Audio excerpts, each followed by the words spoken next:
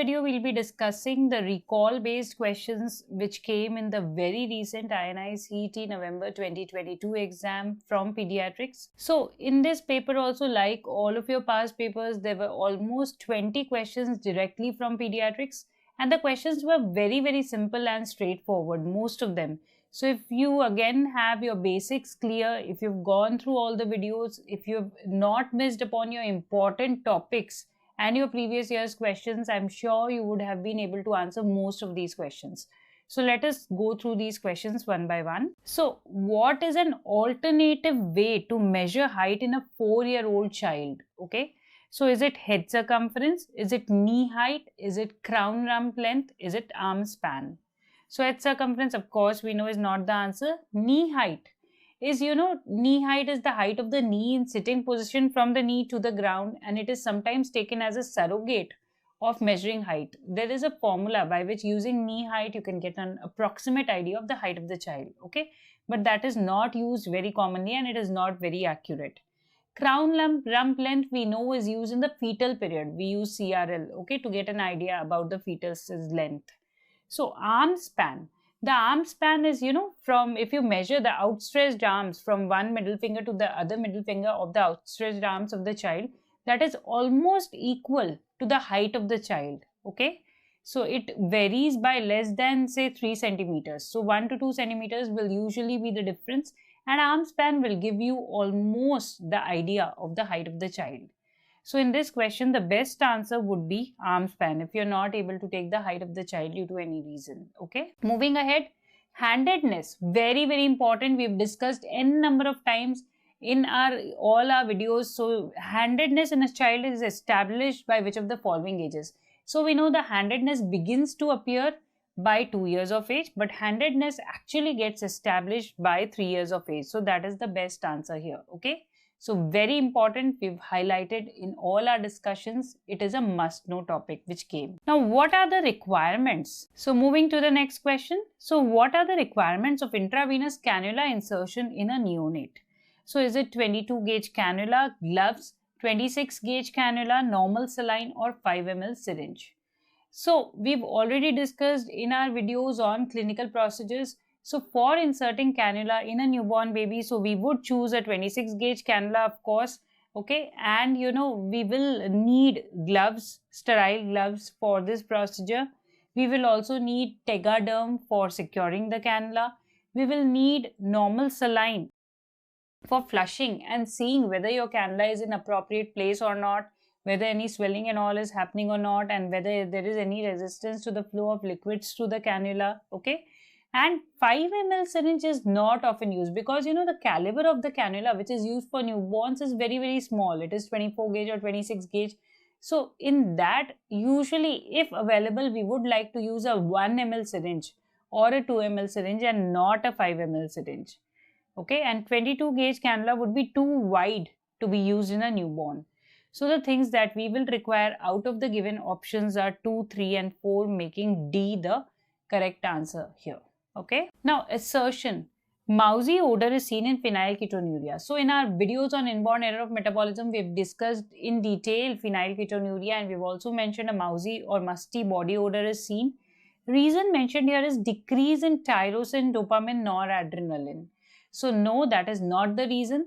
The mousy or musty odor that you get here and most of the clinical features that you're getting here are due to accumulation of excessive level of phenylalanine and its metabolites in the body, okay? So it is basically the odor that you're getting is due to excessive level of phenylalanine and not due to the decreased levels of these amino acids as mentioned in the reasoning. So your assertion is right here, but the reasoning is wrong. So the C option is the best answer here. Assertion is correct, but reasoning is incorrect. So phenylketonuria has remained an important topic, and we have discussed it in detail, and in number of times you've got questions related to it, making it very important. So either phenylketonuria or alkaptonuria are often asked. It will remain important for your NEET PG exams also, okay? So go through the phenylalanine metabolism pathway and the related diseases very carefully, right? So moving ahead, blisters and ulcers are seen in. So hand, foot, mouth disease, again a very important topic. In our discussion for important topics for INI-CET, we've also discussed this hand, foot, mouth disease, which is very common these days among the school going children. So we get painful blisters, okay, on the palms and soles, ulcers in the oral cavity, pharyngitis is there. There can be sore throat, there can be fever, low-grade fever, constitutional features can be there, okay? And it is a self-limiting illness. You need not do anything about it. So blisters and ulcers are seen in hand, foot and mouth disease, whereas in KFD, Kaisanur forest disease or Zika virus infection, what you get is maculopapular rash, okay? So maculopapular rash is there, while in erythema infectiosum, you get classically a slapped cheek appearance of rash, okay, which is due to the parvovirus infection. So slapped cheek appearance of rash, again, we've already discussed in our videos, right? So hand, foot, mouth disease is the best answer here. So friends, I'm not sure about the exact question, okay, but that is what I have been able to gather from the recalls of you students, the messages that I've got. So if you find any difference in the questions, so you can obviously help me with the exact questions. And of course, whatever be the question, if the wordings of the question are different, the options are different, doesn't matter. What is important for you to know is that these topics have remained important in this exam and are going to be important in your subsequent exams, including the NEET PG upcoming exams also, right? So which of the following is true about congenital CMV infection? So it is a repeat question, friends. So multiple times questions have come on congenital CMV. It was probably written as HCMV, human CMV infection, okay? So 22, which of the following is true is being asked. So let us try to analyze each of the statements one by one. So 25 to 30% of affected babies are asymptomatic. So this is incorrect because we know 90% of babies are asymptomatic in congenital CMV infection, okay? Right. It is the most common cause of non-syndromic sensory neural hearing loss in children. That is correct, yes. Okay, it can be confirmed by CMV DNA PCR in the blood of the baby. So we often do CMV DNA PCR from the urine, or it can even be done from the saliva of the baby. Blood is not a very good source for doing CMV PCR, okay? So that is not the correct answer. So that is not correct. And in developing countries, major cause of congenital infection is primary infection of mother is also incorrect, because mostly, in our country, all of us would have been exposed to CMV by the time we become adults. So secondary infection is more common in India, in developing countries like India, rather than primary infection, okay? So which of the following is true? Your best answer is B here. It is the most common cause of non-syndromic hearing loss, sensory neural hearing loss in children. So it is a direct repeat from previous year's questions. We've discussed it in previous year's questions, okay? So this topic again remains important for your upcoming exams as well. Incorrect about parvovirus B19 infection. So again, in our video on infectious diseases, we've discussed about parvovirus infection and its manifestations. So it can manifest as the slapped cheek appearance in what we call as erythema infectiosum, like we saw in the previous question, okay? What else? The parvovirus B19 infection can lead to aplastic crisis. It can lead to non-immune hydrops fetalis if the fetus has infection early in the pregnancy. And erosive arthritis is what not seen, okay? So arthritis can be there as a part of the illness caused by parvovirus, but that arthritis is usually self-limiting and it does not cause any destruction of the joints as such, okay? So erosion is not there. It will be a non-erosive arthritis like what you get in SLE also. So incorrect about parvovirus B19 infection, the best answer out of the given options would be erosive arthritis, right? Moving ahead, all of the following vaccines are recommended to be given before splenectomy except. So we know, spleen takes care of mainly of the infections by the capsulated bacteria. So before splenectomy, we would like to, immunize the child against the encapsulated bacteria. So we would like to give H influenza vaccine. We would like to give meningococcal as well as pneumococcal vaccines before splenectomy. But there is no such recommendation for the typhoid vaccine. Okay, so out of the given options, typhoid vaccine is going to be the best answer here, right? Moving ahead, for vaccine vial monitor, identify the incorrect statement. So again, we have discussed VVM in detail in our videos on immunization, and it was also a repeat previous year's questions have also come multiple times. We've got questions on VVM, right? So let us see the options, and you've been asked which is the incorrect statement. So let us see. Use the vial if inner square is lighter than the outer circle is correct. Okay, we use it only when the inner square is lighter.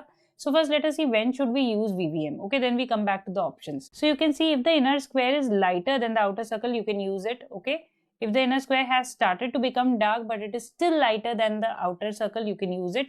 But if the color of the inner square has become same as the outer circle, you should not use it. And if the color of the inner square has become darker than the outer circle, you should not use it. Okay, so that is how VVM tells you about whether the cold chain of the vaccine has been maintained properly or not, right? So let us come to the options. So use the vial if inner square is lighter than the outer circle is correct, we know. Use the vial if inner square starts to change color but is still lighter than the outer circle is again correct. Use the vial if inner square is same in color as outer circle is incorrect. We will not use it in this situation. And discard the vial if inner square is darker than the outer circle is again correct. Okay. So the incorrect statement is C here, and that is the best answer out of the given options, right? Moving ahead, a child presented with decreased pulse in lower limb and delay as compared to pulse felt in upper limb. What can be the underlying condition? So here, friends, we've again discussed in our videos in pediatric cardiology. So this time there were almost 3-4 questions from pediatric cardiology, making it a very, very important topic. So in coarctation of aorta, we've already discussed you can get feeble lower limb pulses. Okay, the femorals can be weak, feeble, and sometimes they might not be palpable, and there can be a radiofemoral delay as well in coarctation of aorta. Okay. So out of the given options, the best answer here where we will get a difference in the pulse in the upper and lower limbs is coarctation of aorta, where there is a narrowing in the descending aorta, okay, or in the arch of aorta just after the branch of the left subclavian artery, right? Moving ahead, increased pulmonary blood flow is seen in which of the following congenital heart diseases? So tetralogy of Fallot, we know in tetralogy of Fallot there is decrease in pulmonary blood flow. Pulmonary oligemia is there, not an increase. Okay. Epstein anomaly, there is a problem with the tricuspid valve. So as a result, blood is not going properly from the right atrium to right ventricle. If blood is not going to right ventricle properly, then obviously the blood will not go, enough blood will not go to the pulmonary circulation. So, increased pulmonary blood flow is definitely not seen in Epstein anomaly. In transposition of great arteries with ventricular septal defect, yes, in transposition of great arteries, if ventricular septal defect is there along with it, then excess of blood can go to the pulmonary circulation, yes. But in tricuspid atresia, again, the tricuspid valve, there's a problem at the level of tricuspid valve. So, enough blood is not going from right atrium to right ventricle and from right ventricle to the pulmonary circulation. So, increased pulmonary blood flow is seen in which of the following conditions? Your best answer would be transposition of great arteries plus ventricular septal defect, right? Moving ahead. So, identify the given condition in a child with cyanosis and clubbing. So, again, n number of times when we've discussed pediatric cardiology, we've always mentioned this is so important question, and it is a must-know topic asked multiple times in previous questions, and I'm sure all of you have made it correct. So this, friends, is a classical picture of the boot-shaped heart that you get in classically in tetralogy of Fallot. Okay, so this is a boot-shaped heart or a core and sabot appearance that we get in tetralogy of Fallot, and we've discussed in detail in the videos in pediatric cardiology. Right. Moving ahead, a child presents with hemolytic facies and splenomegaly. Okay, so what all investigations will you do? So if you're getting a hemolytic facies and splenomegaly, we are probably dealing with some sort of a chronic hemolytic anemia like thalassemia, right? So what all investigations will you do out of the given options? Will you do a peripheral smear? Yes, we will do a peripheral smear to find whether any evidence of hemolysis is there or not in the peripheral smear, okay? Any abnormal shaped RBCs are there or not? What kind of anemia is there, okay? And we will do a hemoglobin HPLC also, which will be abnormal in conditions like thalassemia, in sickle cell anemia, okay? So we will definitely do a hemoglobin HPLC. Bone marrow aspiration is usually not required to diagnose hemolytic anemia, right? And PT, APTT again are coagulation parameters. We are not expecting any bleeding or coagulation disorder here. So PT, APTT is not going to be useful as such. So the best answer will be an option which has peripheral smear and hemoglobin HPLC, right? Okay, so moving ahead, all of the following are true regarding hemophilia A except. So factor VIII deficiency, we know, yes, hemophilia A is a factor VIII deficiency, and yes, it has X-linked recessive inheritance. Again, we have discussed this in detail in your hemophilia chapter also, and in the genetics chapter also we mentioned the same, right? It is more common in males. Yes, we know hemophilia is more common in males, being a X-linked recessive disorder. Okay. Mucosal bleeding is seen commonly? No. So we all know, again, we have discussed it in your videos in hematology, that if there is a problem with platelets, then superficial and mucosal bleeds are more common. But in clotting factor deficiency or in coagulation disorders like hemophilia, deep bleedings are more common. So like bleeding in the joint spaces, bleeding in the muscle planes, hematomas, okay. So deep bleedings are more common in hemophilia A. So making D the best answer here, right? Moving ahead, what we have here is an 18-month-old baby who came to the emergency with history of choking and cyanosis. Clinical examination showed limited air entry on left side of the lung. Correct management would be. So here a baby is having, the typical age group of, the 18-month age group is there. Okay, so it is the toddler kind of a age group, and the child is having choking and cyanosis. Okay, and there is a decreased air entry on one side. So this is a typical history what we would expect in foreign body aspiration. So this child probably has foreign body aspiration. To confirm the diagnosis, we would like to do a chest x-ray, and to remove the foreign body, of course, we would have to resort to a bronchoscopy. Okay. ICT drainage or intercostal thoracotomy or thoracic tube drainage is usually not required here, because we will use intercostal drainage tube in conditions like massive pleural effusion or empyema. Okay. Or sometimes in pneumothorax also we might have to resort to ICD drainage. Okay.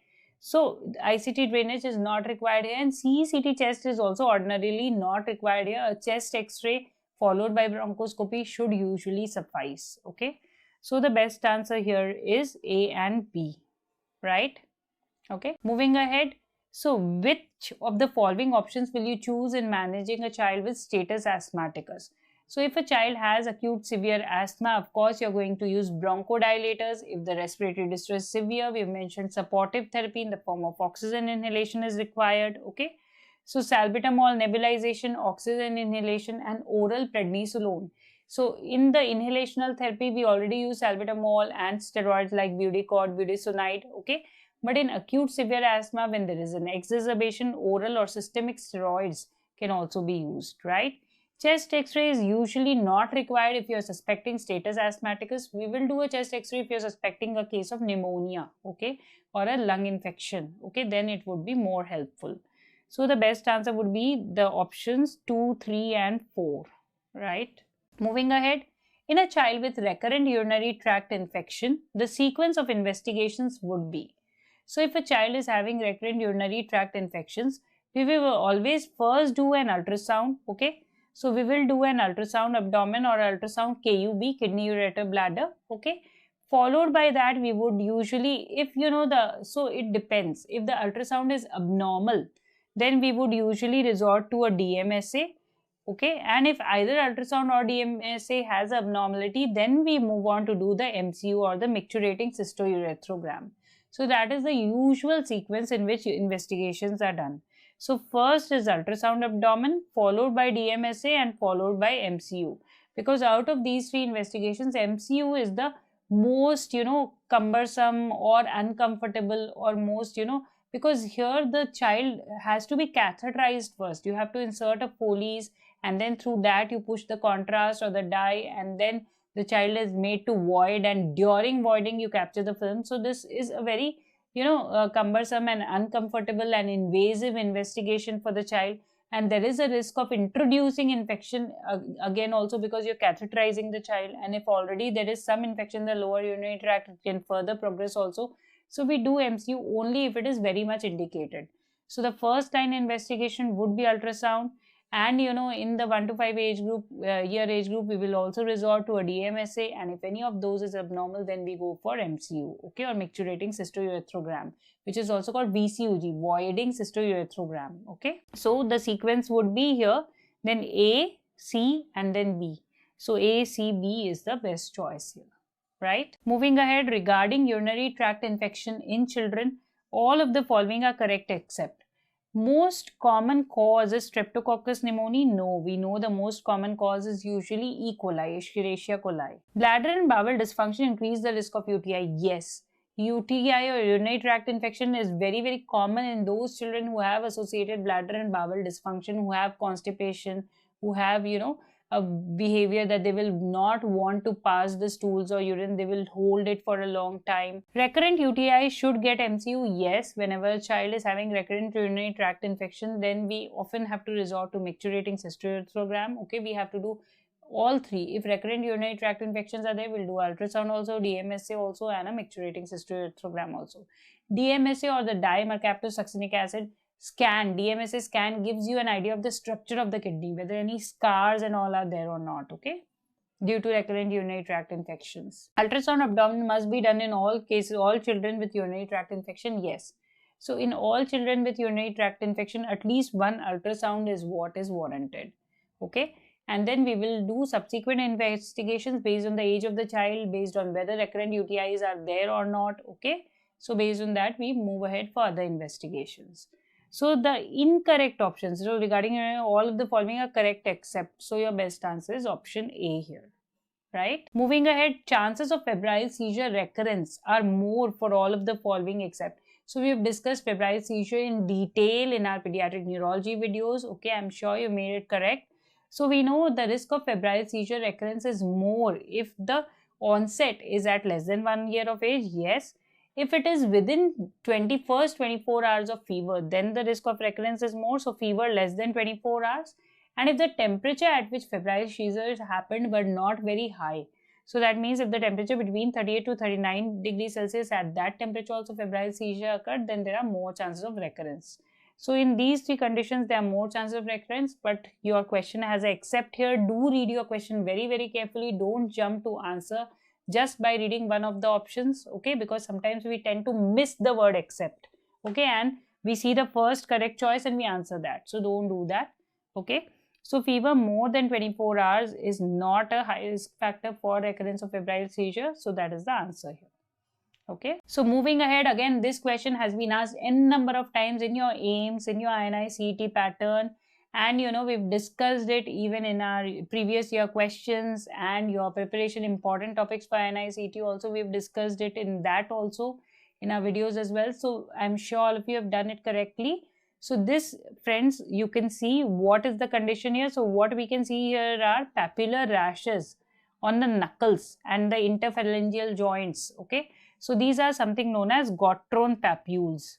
Okay, so Gottron papules and a violaceous rash around the eyes called heliotrope rash, proximal muscle weakness, elevated muscle enzymes, findings on EMG, okay, or muscle biopsy.